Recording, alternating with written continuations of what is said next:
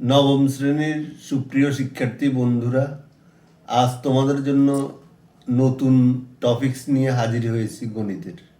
সেটা হলো ত্রিকোণমিতি। তোমাদের কাছে একেবারেই নতুন, যারা নবম শ্রেণীতে পড়ছো অনেকের কাছে বেশ কঠিন মনে হয়।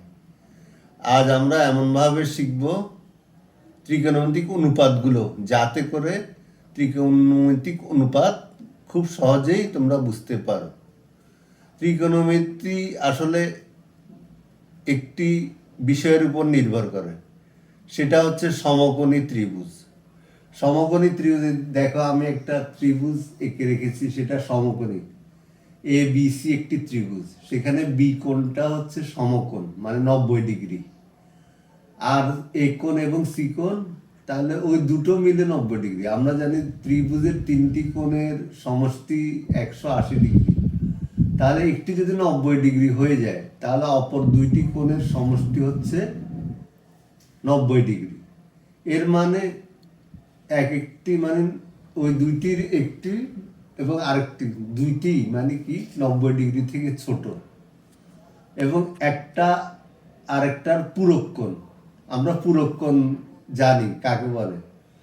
দুইটি কোণের সমষ্টি যদি 90 ডিগ্রি হয়, তাহলে একটিকে আরেকটির পূরক কোণ বলে। এখানে আমরা অবশ্য কত ডিগ্রি এভাবে আমরা আঁকিনি। মনে করি এটা সি কোণটা যদি 30 ডিগ্রি হয়ে থাকে, তাহলে এই কোণটা হবে 60 ডিগ্রি। তাহলে এ কোণের পূরক কোণ সি কোণ, অথবা সি কোণের পূরক কোণ এই কোণ। তাহলে এদেরকে আবার সূক্ষ্ম কোণও বলা হয়। সূক্ষ্ম কোণ কাকে বলে? যে কোণ 90 ডিগ্রি থেকে ছোট, অর্থাৎ যে কোণের পরিমাণ 90 ডিগ্রি থেকে ছোট, তাকে সূক্ষ্ম কোণ বলে। আর এখানে সূক্ষ্ম কোণ নিয়ে আমাদের কাজ হবে। সমকোণী ত্রিভুজের সূক্ষ্ম কোণ দুইটির একটি ধরে আমরা এটা অনুপাতগুলো বের করি। এখন এখানে সমকোণী ত্রিভুজের তিনটি বাহু, আলাদা আলাদা এদের নাম আছে। একটা হচ্ছে ভূমি, আরেকটা হচ্ছে লম্ব, আরেকটা হচ্ছে অতিভুজ। এখন অতিভুজ সবসময় বড় থাকে অন্য দুই বাহু থেকে। আমরা পিথাগোরাসের উপপাদ্য জানি।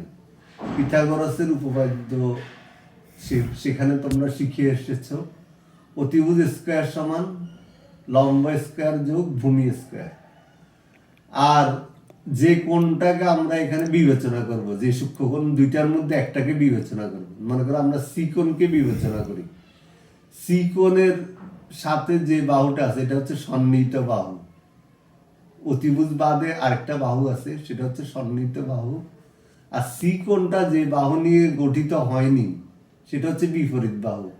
এখানে সি কোণের সন্নিহিত বাহু অর্থাৎ ভূমিটা হচ্ছে বিসি, আর বিপরীত বাহুটা হচ্ছে যে এ বি, আর অতিভুজটা হচ্ছে এসি। তাহলে এই তিনটা বাহুর সম্পর্কে আমাদের জানতে হবে। আমরা সি কোণের, অর্থাৎ সি কোণের জন্য সি কোণের সাপেক্ষে, এখন সি কোণের সাপেক্ষে লম্বটাকে ধরা হবে এ বি, ভূমিটাকে ধরা হবে বিসি, আর অতিভুজ এসি। আবার যদি আমরা এই কোণে যাই, এই কোণটা হচ্ছে আরেকটা সূক্ষ্ম কোণ।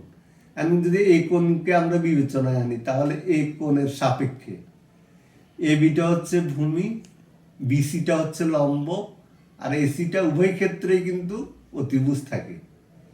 অতিভুজ কাকে বলে? আমরা জানি যে সমকোণের বিপরীত বাহুকে অতিভুজ বলে। বিপরীত বাহুকে কিভাবে চিনবো আমরা? যেমন এ বি আর বিসি নিয়ে এই সমকোণটা তৈরি, বি কোণটা, অর্থাৎ এ বি সি কোণটা, এ বি সি কোণ। বিটা হচ্ছে এখানে শীর্ষ কোণের শীর্ষবিন্দু, এ বি সি। এই ত্রিভুজের একটা শীর্ষবিন্দু হচ্ছে বি। এই বিতে আছে কিন্তু সমকোণ। আর বি এর বিপরীত দিকে যেটা আছে সেটা হচ্ছে অতিভুজ, অর্থাৎ বি কোণের বিপরীত বাহুটাই হচ্ছে অতিভুজ। আর এই যে আমরা সি অথবা এ কোণ, যে কোনো একটাকে সূক্ষ্ম কোণ বিবেচনা করব এবং তার অনুপাত আমরা নির্ণয় করব। এখন আমরা মনে করো সি কোণকে আমরা থেটা ধরি, অর্থাৎ সি কোণটা কি দাঁড়ায়? এ সি বি কোণ। কোণ A C B equal to theta. Theta বলে থেটা।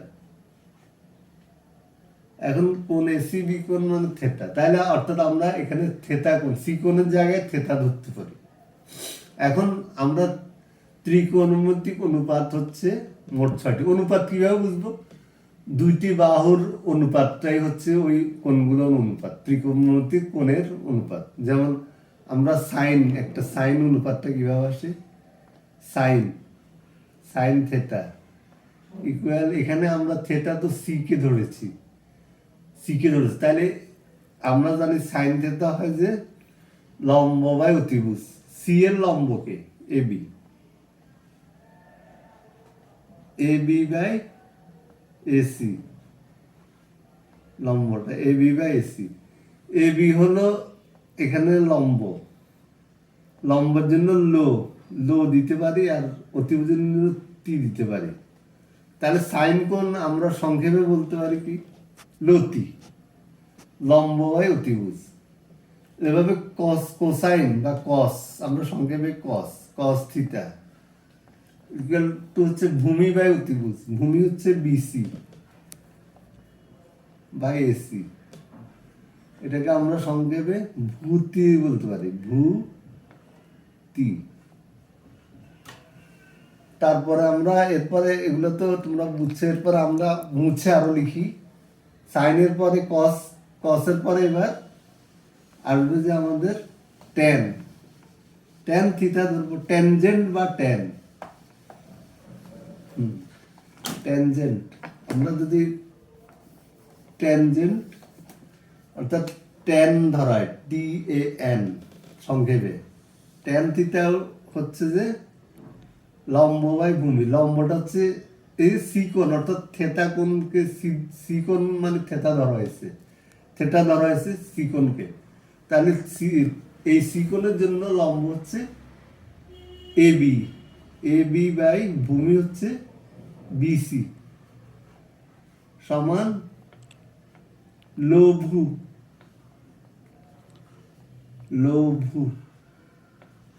তাহলে আমরা সাইন কস টেন অর্থাৎ সাইন কোসাইন ট্যানজেন্ট অর্থাৎ সংক্ষেপে সাইন কস টেন, লতি ভূতি লঘু আমরা সহজে শিখতে পারি। লতি ভূতি লঘু, লতি মানে সাইনকে বোঝাচ্ছে, উপরে লম্ব নিচে টি অতিভুজ, টি মানে অতিভুজ আর ল দিয়ে লম্ব। ভূতি ভূমি বাই অতিভুজ, উপরে ভূমি নিচে অতিভুজ ও ভূতি, লতি ভূতি লঘু, লম্ব বাই ভূমি, লঘু মানে লম্ব বাই ভূমি। তাহলে আমরা সহজে মনে রাখতে পারি লতি ভূতি লঘু।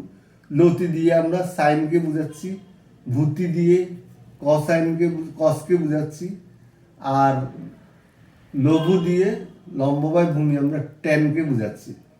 এখন আমরা আরো তিনটা আছে, এবার আরো তিনটা অনুপাত, সেটা আমরা বের করি। তিনটা অনুপাত একটা বিপরীত। কার বিপরীত? এবার সাইনের বিপরীত হচ্ছে কসেক হচ্ছে সাইনের বিপরীত, অর্থাৎ সাইন যেভাবে হয় তার উল্টো হয় যে কসেক থিটা। তা আমরা যে এখন আমরা জানছি যে কি লতি, লম্ব বাই অতিভুজ। তাহলে আমরা লিখবো যে লম্ব বাই অতিভুজ হইলে আমরা লিখবো যে টি ল, উল্টা করে টি ল। আর হচ্ছে সেক থিটার সমান হচ্ছে ভূতি, বলছি টি ভূ বলবো এখন, টি ভূ লিখতেছি, টি ভূ।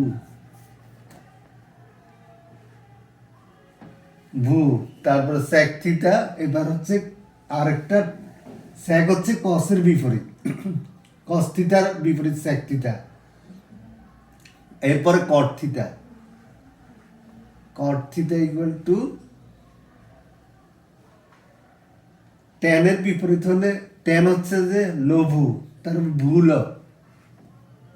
ভুল লিখলেও ভুল হয়, এটা হচ্ছে কট থিটা। তাহলে আমরা এখন সহজে জানতে পারলাম সাইন থিটা মানে ত্রিকোণমিতিক অনুপাতগুলো আমরা সহজে জানবো। অনুপাত কিসের? বাহুগুলোর অনুপাত। বাহুগুলোর নাম আছে লম্ব, ভূমি, অতিভুজ। তাহলে আমরা সাইন হচ্ছে যে তোমরা ওই দেখে আসবে আবার ভিডিওটি শুরু থেকে দেখলে সাইনকে আমরা বুঝতে পারবো কি সাইন হচ্ছে লতি, লম্ব বাই অতিভুজ, তি মানে অতিভুজ, ল মানে লম্ব, কস হচ্ছে ভূতি, ভূমি বাই অতিভুজ, তার ট্যান হচ্ছে লঘু, লম্ব বাই ভূমি। তাহলে সহজে আমরা মনে হয় লতি ভূতি লঘু, লতি ভূতি লঘু, লতি ভূতি লঘু, লতি দিলে হচ্ছে সাইন, ভূতি দিলে হচ্ছে কস, লঘু হচ্ছে যে ট্যান। এরপর আরো তিনটা এদের বিপরীত, সাইনের বিপরীত হচ্ছে কসেক, কসেক হচ্ছে তাহলে সাইনের বিপরীত হলে কি সাইনে আছে লতি, তাহলে উল্টো হবে তিল, তি ল, তি উপরে মানে অতিভুজ উপরে লম্ব নিচে, স্যাক হচ্ছে ভূতি, সাইন কস ছিল ভূতি, আবার তাহলে উল্টো হবে স্যাকটা যেহেতু কসের বিপরীত, তাহলে ত্রিভু। আর ট্যান এর বিপরীত হচ্ছে কট, তাহলে হচ্ছে লঘু ছিল এবার ভুল। তাহলে এভাবে আমরা কি সহজেই মানে কি আমরা ইয়ে পেতে পারি কার এই যে 6টি ত্রিকোণমিতিক অনুপাত পেতে পারি। অনুপাত কিভাবে আসলো? অনুপাত তো জানে এত ভাগের এত, যেমন লম্ব বাই অতিভুজ, লম্ব হচ্ছে এবি বাই এসি, তাহলে এটা একটা অনুপাত। আবার ভূমি বাই অতিভুজ, ভূমি আর উপরে মানে বিসিটা উপরে, বিসি বাই এসি, এটা হচ্ছে আরেকটা অনুপাত কসের জন্য।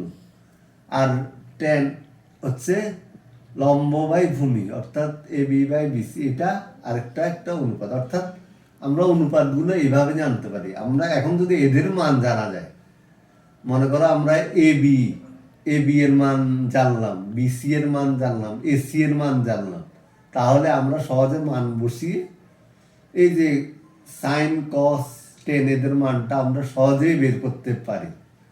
তাহলে এখন আমরা চলো এই যে পিথাগোরাস মানে এটা জানার জন্য অবশ্যই আমাদের পিথাগোরাসের উপপাদ্যের প্রয়োগটা লাগবে। এখানে পিথাগোরাসের উপপাদ্যের প্রয়োগটা কিভাবে হয়?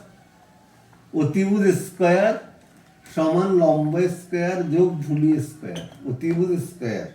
এখন আমরা এখানে একটা মান দিলাম, মনে করো এটা হচ্ছে 1, এটা হচ্ছে √3, এই দুইটা মান আছে। অর্থাৎ এ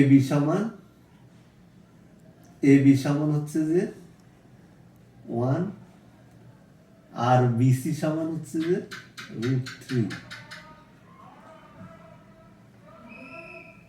তাহলে এসি সমান তো দেয়া নেই, এসিটা বের করে নিতে হবে। আমরা জানি কি, তাহলে আমরা জানি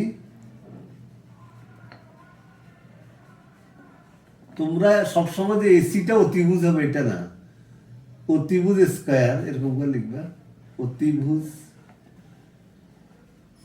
স্কয়ার সমান লম্ব স্কয়ার যোগ ভূমি স্কয়ার, ভূমি স্কয়ার। এখন আমরা এই যে থিটা কোণে অর্থাৎ থেটা কোণ অর্থাৎ সি কোণের জন্য লম্ব এবি, ভূমি বিসি আর অতিভুজটা এসি, এটা জানি। তো বা দিয়ে আমরা লিখতে পারি এসি স্কয়ার, এসি স্কয়ার সমান লম্বটাকে এই যে সি কোণের জন্য লম্ব বিপরীত দিকে অর্থাৎ বিপরীত বাহুটাই লম্ব, সি কোণের বিপরীত বাহু অর্থাৎ AB square plus BC square, ভূমি স্কয়ার। এখন মানগুলো বসাবো আমরা, এসির মান লাগবে আমার, তাহলে এসি স্কয়ার ইকুয়াল এবির মান কত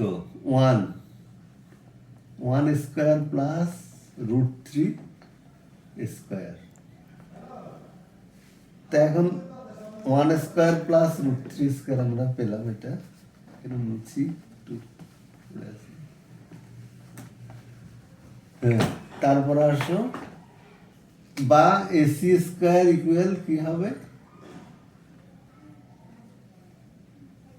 1 প্লাস √3 স্কয়ার মানে স্কয়ার আর রুট চলে যায়, স্কয়ার আর রুট কাটা যায়, √3 কে স্কয়ার করলে 3 হবে।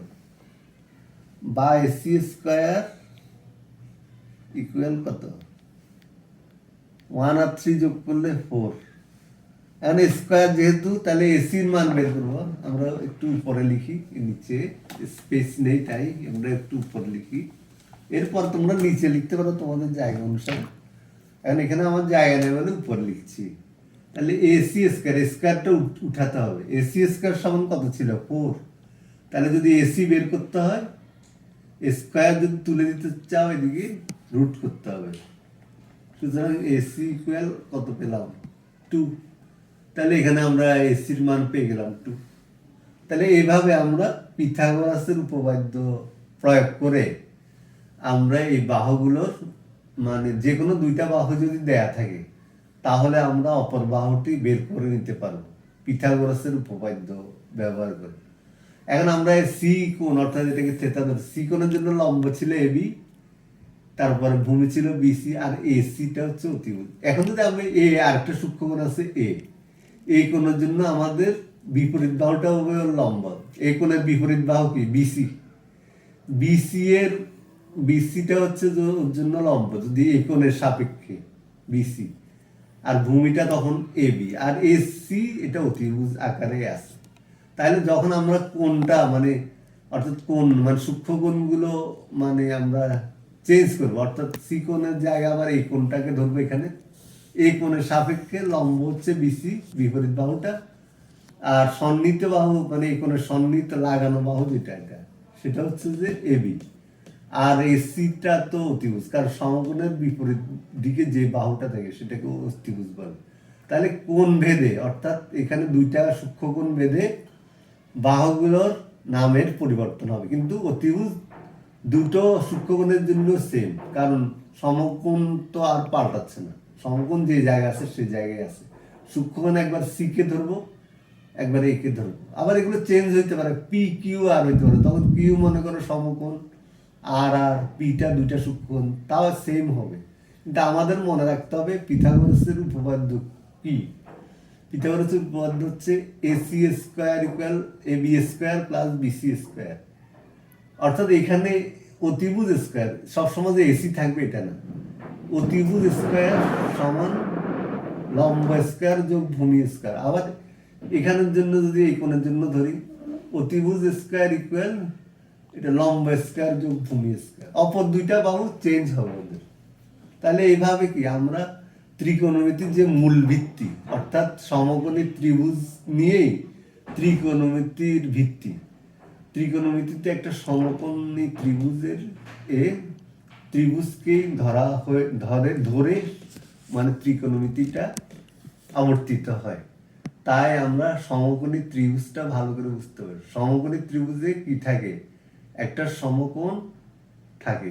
অপর দুইটা সূক্ষ্মকোণ অর্থাৎ একটা কোণের মান 90 ডিগ্রি তাহলে অপর দুইটা কোণ মিলে যোগ করলে 90 ডিগ্রি হয় ওদেরকে একটাকে আরেকটার পূরক কোণ বলা হয় এবং সমকোণী ত্রিভুজের বেলায় বাহুগুলোর নির্দিষ্ট নাম আছে আমরা নামগুলো জানি সন্নিহিত বাহু বিপরীত বাহু আর অতিভুজ যে কোণটার আমরা সাপেক্ষে ধরা হবে সূক্ষ্মকোণ তার বিপরীত বাহুকে লম্ব ধরা হবে আর তার সংলগ্ন বাহু সন্নিহিত বাহুকে ভূমি ধরা হবে আর সমকোণের বিপরীত দিকের বাহুটাকে অতিভুজ ধরা হবে এটাই আমাদের মূল মানে আলোচনার বিষয় আজ এই পর্যন্ত তোমাদের ভালো লাগলে তোমরা আমার ভিডিও চ্যানেলটি সাবস্ক্রাইব করবে লাইক ও শেয়ার করে তোমার বন্ধু বান্ধবকে জানিয়ে দেবে তারা যেন দেখতে পারে তাদের যেন উপকার হয় তোমাদেরও যেন উপকার হয়